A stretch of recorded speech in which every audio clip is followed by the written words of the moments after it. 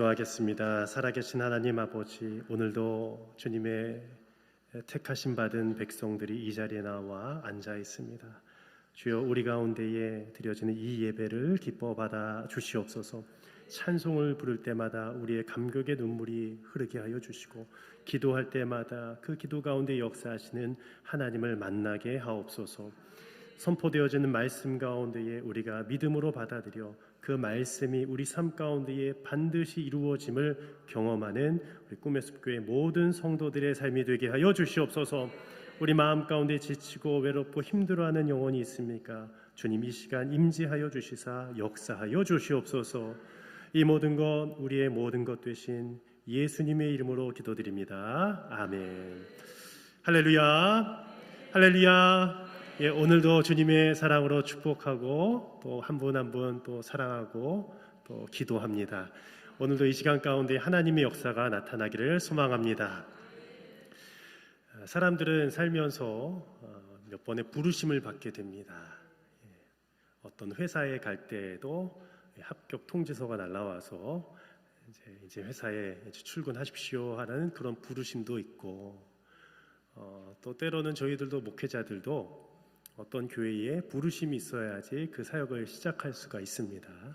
그래서 우리 교육자들에게는 두 가지 부르심이 있다고 늘 얘기하죠. 먼저 교회의 부르심, 성도의 부르심입니다.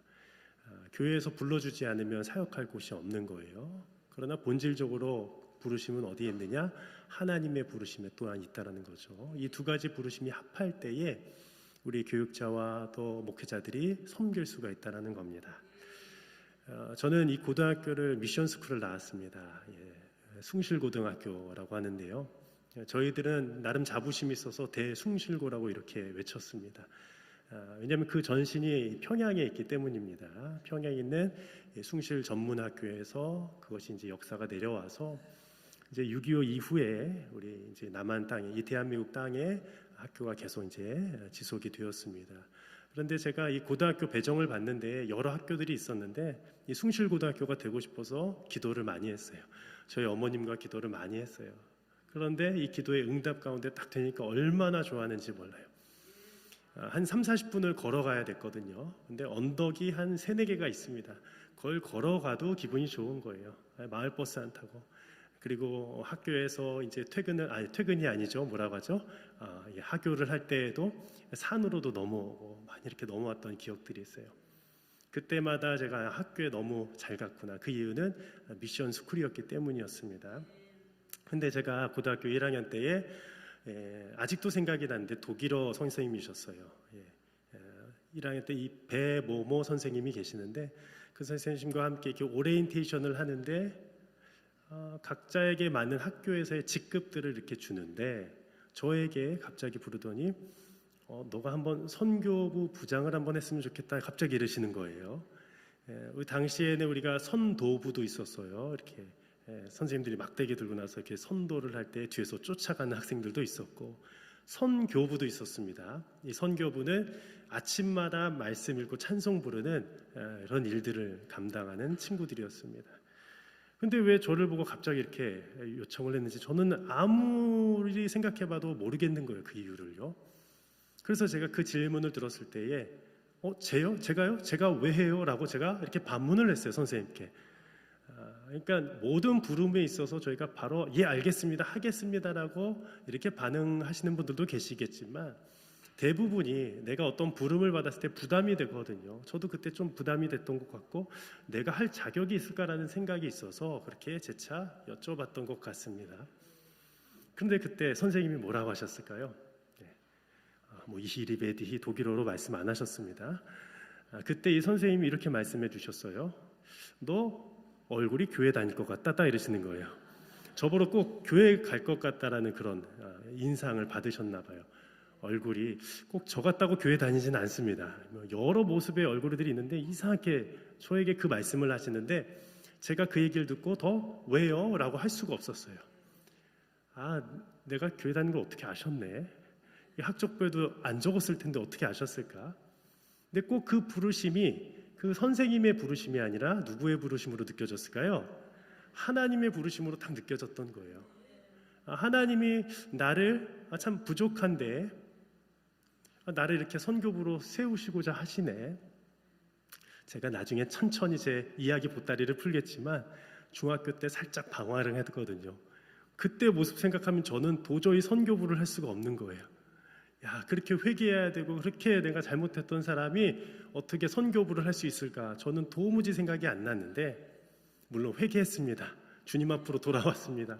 그런데 하나님이 딱 맡기시는 거 있지 않겠습니까? 그 이후에 제가 선교부 활동을 열심히 했어요. 그래서 선교부 부장, 또 선교부 부장, 3학년 때는 선교부 차장이 됐습니다. 아쉽게도. 그래도 괜찮았어요. 왜요? 차장이어도 부장을 잘 돕는 거예요. 하나님이 그냥 써주시는 게 감사했다는 거예요. 이처럼 우리들도 부르심의 순간들이 있습니다. 꼭 목회자로 불러서가 아니라 우리가 학교에서 불렀을 때 우리가 선생님이 이름을 불러줄 때도 있어요. 누구누구야. 회사에서도 누구 대리님, 누구 과장님, 부장님, 이렇게 어떤 사장님이 우리들을 부를 때도 있습니다. 이처럼 그 부름은 어떤 것을 의미하느냐? 우리에게 역할을 주고 임명을 준다라는 거예요. 어떠한 사명을 맡기신다라는 겁니다. 어떠한 특별한 지목이 있기 때문에 우리를 불러주신다라는 거예요. 우리 교회와 성도들은 누구의 부르심이 있습니까? 바로 하나님의 부르심 가운데 있는 자들이라는 거예요. 하나님께서 특별히 한 분 한 분을 지목하여 이 자리로 불러주신 줄을 믿습니다. 한 사람도 지목받아서 나오지 않은 사람이 없다라는 거예요. 이 자리에 계신 모든 분들이 하나님 불러주셔서 이 자리에 오신 줄을 믿습니다. 그렇다면 우리들은 이 부르심의 주권이 나에게 있는가? 아니요. 하나님께 있음을 우리들은 알게 된다는 거예요. 제가 신학교에 가서 우리가 신학을 시작하면서 한 좋은 책을 읽었는데 이 데이비드 왓슨이라는 목사님이 계십니다. 영국의 탁월한 설교가이신데 그의 책 제자도라는 책이 있는데 이렇게 이야기하고 있습니다. 랍비들의 세계에서는 제자가 스승을 선택해 그 문화에 입학했다라는 거예요. 그러나 예수님은 제자를 부를 때에 자신이 주도권을 전적으로 행사하셨다. 제자들 모두 스스로 선택한 것이 아니라 예수님의 부르심을 받고 그를 따른 것이다 라고 기록되어 있습니다. 한번 이것을 설명해 드리면 유대 당시에 랍비들이 있었습니다. 이 랍비들이 제자들을 부르지 않았어요. 랍비들은요, 그 랍비를 좋아하는 사람들이 몰려다녔습니다. 이 랍비의 말씀이 좋다더라. 이 말씀이 너무나도 좋아서 그 말씀을 또 듣고 싶구나 했을 때에 수많은 유대교의 무리들이 그 랍비를 흠모하고 쫓아다녔다라는 거예요. 요즘의 시대와도 같지 않습니까? 요즘에도 좋은 설교가들이 얼마나 많아요. 저도 비교도 안 될 유명한 명설교가들이 얼마나 유튜브에 많습니까? 다 아닌 것 같은 표정이신데 진짜 많으시거든요. 우리는 이제 요즘에 유튜브 시대 때문에 너무나도 명설교가들을 많이 듣습니다. 저도 사실은 많이 들어요. 저도 얼마나 많은 목회자들의 설교를 좋아했는지 몰라요. 옥하는 목사님, 여러 목사님들의 설교들을 얼마나 많이 흠모했는지 몰라요. 많이 즐겨 들었습니다. 그렇게 우리들을 쫓아다닌다라는 거예요. 그런데 오늘 이 말씀처럼 이 제자도에 나온 것처럼 예수님은 물론 무리들도 쫓아다녔지만 특별한 자들을 제자로 불러주셨다라는 거예요. 그리고 이어서 책에 이렇게 나옵니다. 어떤 부자 청년이 예수님께로 달려와 선생님이라 부르며 질문했을 때에도 예수님은 제자도가 요구하는 전인적인 희생에 대해 거론하면서 그저 오라 나를 따르라라고만 말씀하셨다라는 거예요. 그때의 이 부자 청년의 반응이 어땠어요? 따라가겠습니다라고 했을까요? 근심을 했다라는 거예요. 쫓아갈 수가 없었습니다. 그 부르심에 응답할 수가 없었습니다. 그의 마음의 상태였습니다. 이처럼 우리들에게도 예수님의 부르심이 있습니다. 나를 따라오너라. 그때 우리들이 달려가야 되는데요, 그렇죠? 그런데 달려가지 못하는 자들도 있을 수 있다라는 거예요. 왜냐? 그 부르심이 어떠한지 우리가 알지 못하기 때문이에요. 오늘 말씀에서도 오늘 베드로 사도는 이 부르심을 받은 자들을 향하여서 이 편지를 쓰는 장면이 나옵니다. 오늘 1절의 말씀이었는데요. 우리 1절의 말씀을 함께 한번 읽어보겠습니다. 시작. 예수 그리스도의 종이며 사도인 시몬 베드로는 우리 하나님과 구주 예수 그리스도의 의를 힘입어 동일하게 보배로운 믿음을 우리와 함께 받은 자들에게 편지하노니. 오늘 말씀 이 베드로서 1장을 시작하면서 먼저 이 수신자, 서신자가 누구인지를 밝히고 있죠. 이 쓴 사람 바로 이 예수 그리스도의 종 베드로였습니다. 그리고 누구에게 쓰고 있느냐? 동일하게 보배로운 믿음을 우리와 함께 받은 자들에게 편지를 쓰고 있는 거예요. 어떤 한 교회를 지칭하는 것도 아니고 같은 믿음을 가진 자에게 이 편지를 쓰고 있는 겁니다. 근데 그 믿음에 대해서 표현하기를 동일하고 보배로운 믿음이라고 되어 있는 거예요. 동일하고 보배로운 믿음이 무엇일까? 오늘 1절의 중반절에 나와 있었어요. 하나님과 구주 예수 그리스도의 의를 힘입어 얻은 믿음이라는 거예요. 따라서 우리들은 이 중요한 사실을 알아야만 합니다. 바로 이 부르심은 하나님께 있을 뿐만 아니라 우리가 바로 받은 이 믿음이 어디에 근거하고 있느냐라는 것이에요. 바로 우리 하나님과 예수 그리스도를 믿는 그 믿음에 근거하고 있다는 사실을 꼭 기억하셨으면 좋겠습니다. 이것이 바로 부르심 받은 자들의 가장 귀한 정체성이라는 것이에요. 그래서 오늘 말씀 가운데에 이 하나님께서 이 사도 베드로를 통하여서 부르심을 받은 자들에게 이 세 가지 권면을 하고 계시는데요. 우리 함께 살펴보기를 원합니다. 첫 번째, 하나님께서는 이 부르심 가운데 있는 자들에게 은혜와 평강이 더욱 많아지기를 원하신다라는 것이에요. 제가 이번 주부터는요 주보에다가 괄호를 넣었습니다. 한번 주보 안쪽에 보면 설교 요약에 괄호가 있습니다. 괄호를 보시면 거기다 집중하시라고요. 뭐 써서도 좋습니다. 볼펜으로 쓰셔서 여기다가 어떠한 정답이 들어갈지 한번 꼭 적어보셨으면 좋겠고, 그리고 설교를 2번, 3번 들으신 분들이 간혹 계시다고 들었어요. 그렇다면 유튜브를 보시면서 함께 그 말씀을 다시 한번 점검해 보셨으면 좋겠는데, 하나님께서 우리 부르심 받은 자들에게 무엇을 주셨느냐? 2가지입니다. 꼭 기억하십시오. 은혜와 평강을 주셨다라는 거예요. 먼저 은혜를 주셨어요. 여러분들, 저는 좀 카리스마 있어 보입니까? 없어 보입니까? 있어 보이세요? 아이고, 처음 들어봤네요. 전 카리스마 좀 달라고, 얼마나 카리스마 좀 달라고 기도했는지 몰라요. 카리스마가 없어 보이는 것 같아가지고. 네. 근데 어느 날 저희 집사람이 얘기하더라고요. 여보에겐 잔잔한 카리스마가 있어, 이러고 얘기하더라고요. 잔잔한 카리스마가 더 무서운 카리스마입니다. 잔잔하다라는 거예요. 제가 윽박지르고 이러지는 않는데, 물론 어떨 때 설교할 때는 이렇게 간절해가지고 이렇게 소리도 올라가긴 하지만, 저에게 있어서 카리스마는 뭘까 생각해봤는데 그냥 사랑의 카리스마인 것 같습니다. 그런데 이 카리스마의 어원 아시죠? 제가 이 말씀을 드리는 것은 우리는 카리스마 할 때에 어떤 힘 있고 능력 있고 다스리고 이런 것을 생각할 때가 많아요. 보통 어떤 멋진 군인이 생각날 수도 있습니다. 그런 카리스마도 물론 있습니다. 그런데 오늘 성경에서 말하는 카리스마는 은혜라는 거예요. 이 은혜는 카리스입니다. 카리스. 이 은혜, 카리스라는 단어에서 카리스마가 나온 거예요. 즉 우리가 주님 앞에 있어서 카리스마 있는 인생으로 살아가길 원한다라는 그 뜻의 본 의미는 은혜 받은 인생이라는 거예요. 근데 오늘 말씀에는 은혜가 더욱 많을지어다라고 기도하고 있다라는 거예요. 은혜가 거기서 멈추는 것이 아니라 은혜가 더욱더 많을지어다라고 선포하고 있는 거예요. 이게 부르심 가운데 있는 성도들을 향한 베드로의 첫 번째 메시지였습니다. 이것이 또한 우리들을 향한 메시지인 줄을 믿습니다. 에이레네, 또한 평강이 있기를 원하시는데요. 이 평강은 무엇이냐? 어떠한 환경 속에서도 우리 마음 가운데 주시는 고요함이에요. 흔들리지 않는 거예요. 주변에 어떤 바람이 치고 풍파가 일고 해도 이 마음이 동요하지 않는 것이 에이레네, 주님 주시는 평강이라는 겁니다. 이 평강이 또한 더 많아지기를 기도하고 있다는 거예요.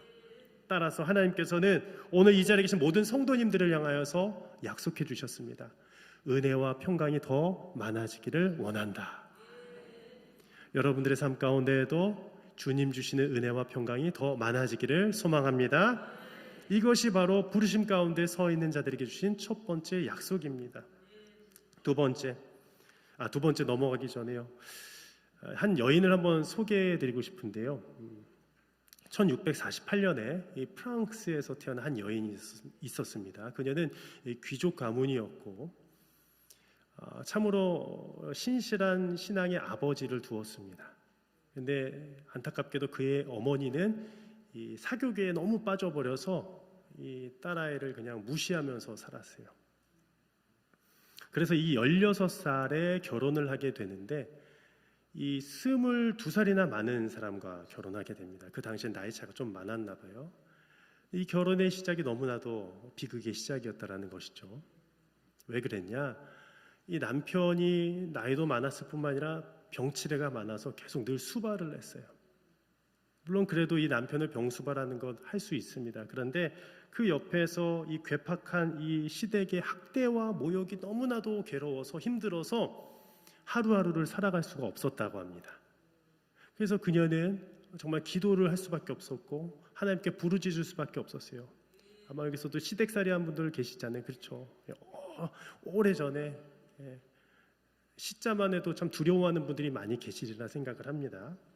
그런데 이 아픔 때문에 기도하던 중에 길을 가다가 한 수도사를 만났는데 이 수도사가 이렇게 권면을 했어요. 마음속에서 하나님을 찾으십시오라는 거예요. 마음속에서 하나님을 찾으십시오. 다른 권면이 아니라 하나님을 찾으라는 권면 가운데에 더 부르짖기 시작했습니다. 그리고 그 가운데에 책을 썼는데 바로 그 유명한 예수 그리스도를 깊이 체험하기란 책입니다. 그 저자가 바로 잔느 귀용이라는 여인입니다.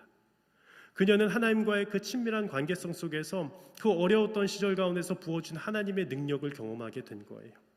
그래서 이 책을 읽는 독자를 향해서 배려하면서 이렇게 썼습니다. 그리스도를 처음 알려고 애쓰는 사람으로 생각하고 이 책을 썼습니다.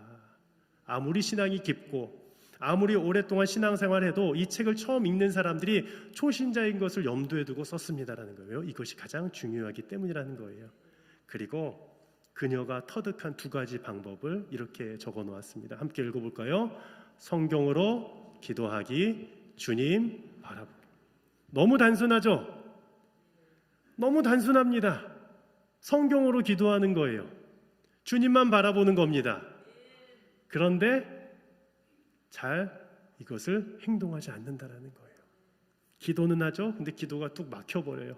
그때 어떻게 기도하는지를 모릅니다. 그때 성경을 들고 나오는 거예요. 그래서 성경이 예수 그리스도의 종이며 사도인 시몬 베드로는 우리에게 보배로운 믿음을 우리와 함께 받은 자들에게 편지했는데 이 편지가 나에게 주신 줄을 믿습니다. 아멘.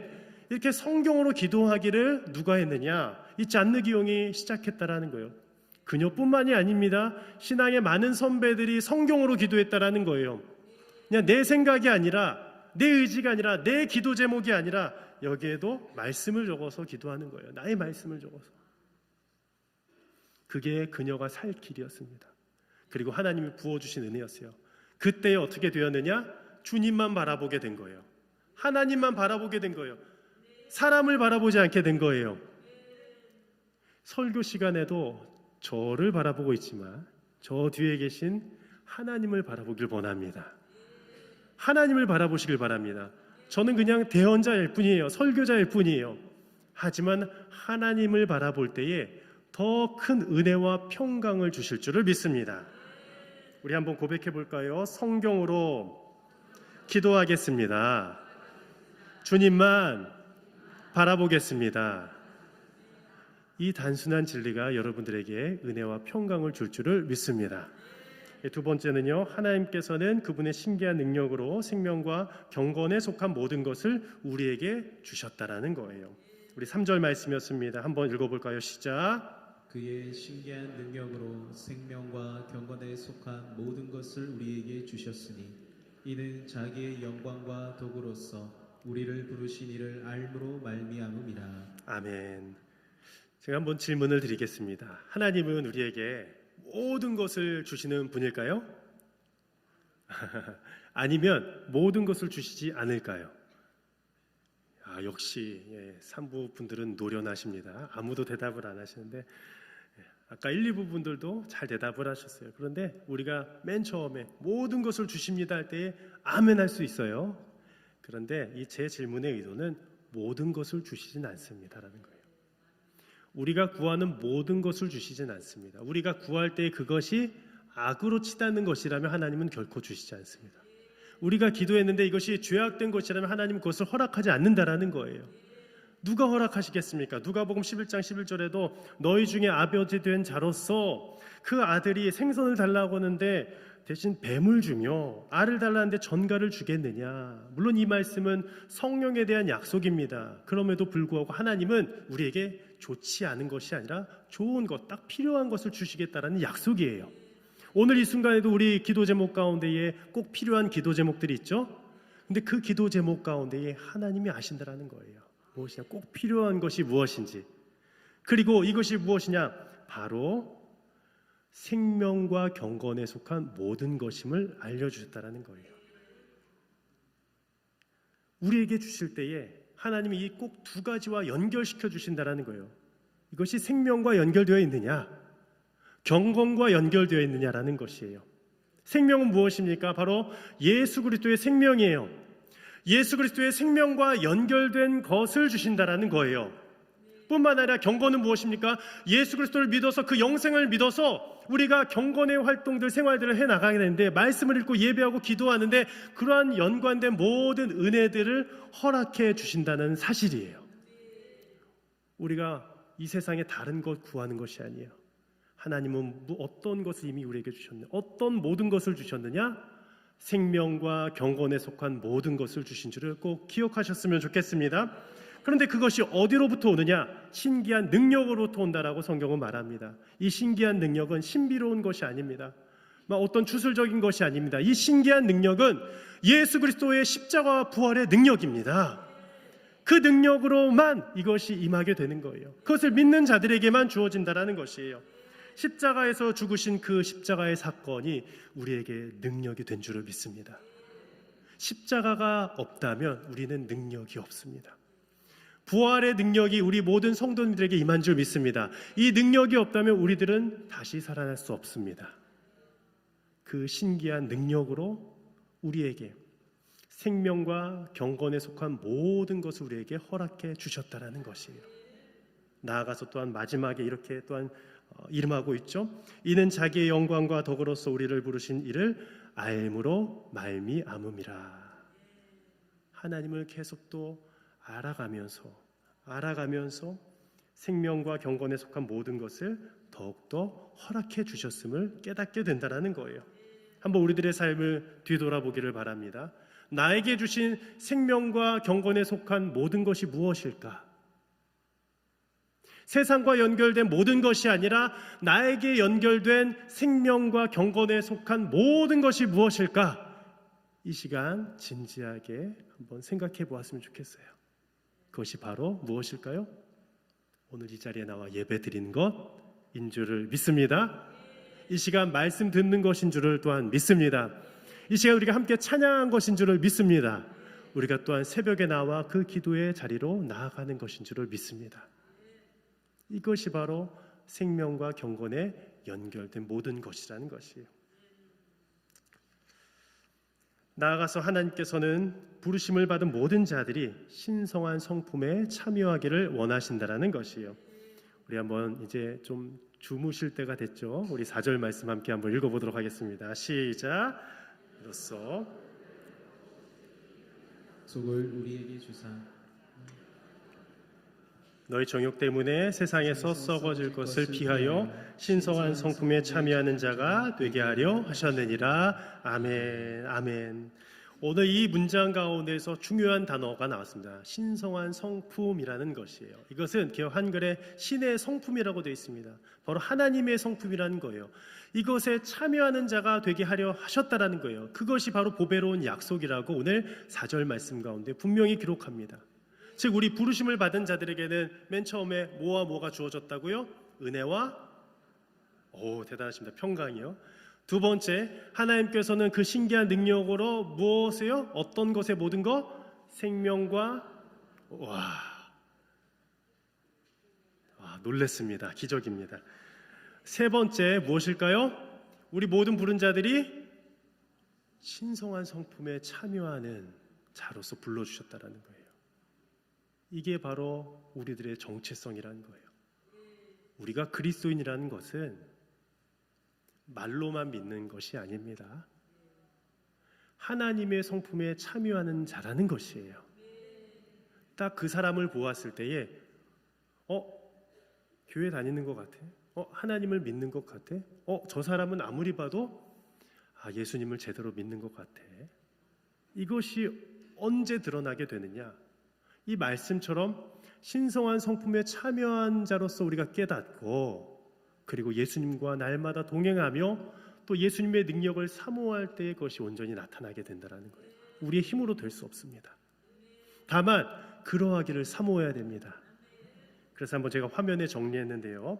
성경에서 말하는 신의 성품에 참여한다는 것은 무엇일까? 첫 번째 제가 읽어드리겠습니다. 성도는 하나님께 속한 자들이며, 그리고 그분의 부르심 가운데에 서 있는 자들입니다라는 거예요. 두 번째는 날마다 예수님의 능력으로 살아가는 것입니다라는 거예요. 세 번째는 날마다 예수님을 더욱 알아가는 것입니다. 우리가 입으로도 아멘 했지만 우리가 삶으로 그렇게 살아가시길 바랍니다. 이것이 바로 우리 부르신 자들을 향한 하나님의 계획이자 하나님의 놀라운 축복이라는 것이에요. 그때에 우리가 비로소 교회 안에서의 생활뿐만 아니라 세상에 나가서 하나님의 형상을 닮은 존재로서 거룩하게 살아갈 수 있다는 것이에요.